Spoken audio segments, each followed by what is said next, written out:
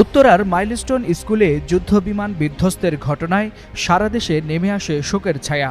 এমন এক ট্র্যাজেডির প্রেক্ষাপটে বিএনপির ভারপ্রাপ্ত চেয়ারম্যান তারেক রহমান নিয়েছেন একাধিক ব্যতিক্রম রাজনৈতিক সিদ্ধান্ত, যাকে রাজনৈতিক পরিপক্বতার এক ভিন্ন নজির হিসেবেই দেখছেন অনেকেই।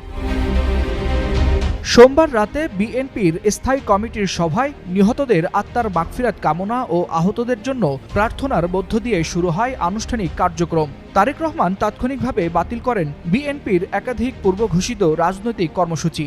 জাতীয়তাবাদী কৃষক দলের র্যালি, মহিলা দলের আলোচনা সভা এবং পেশাজীবীদের অনুষ্ঠান সবই স্থগিত করা হয় নিহতদের সম্মানে। শুধু তাই নয়, তিনি দলীয় স্বাস্থ্য বিষয়ক সম্পাদককে নির্দেশ দেন উদ্ধারকারী টিম ও অ্যাম্বুলেন্স সহ দুর্ঘটনাস্থলে পৌঁছাতে। লন্ডন থেকে সরাসরি তদারকি করেন উদ্ধার তৎপরতা।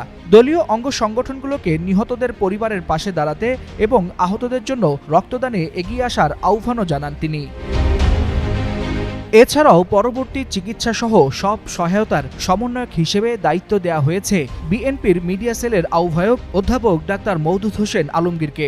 জাতীয় শোকের মুহূর্তে রাজনৈতিক কর্মসূচি স্থগিত ও মানবিক সহায়তার এই পদক্ষেপকে অনেকেই দেখছেন দায়িত্বশীল নেতৃত্বের প্রতিফলন হিসেবে।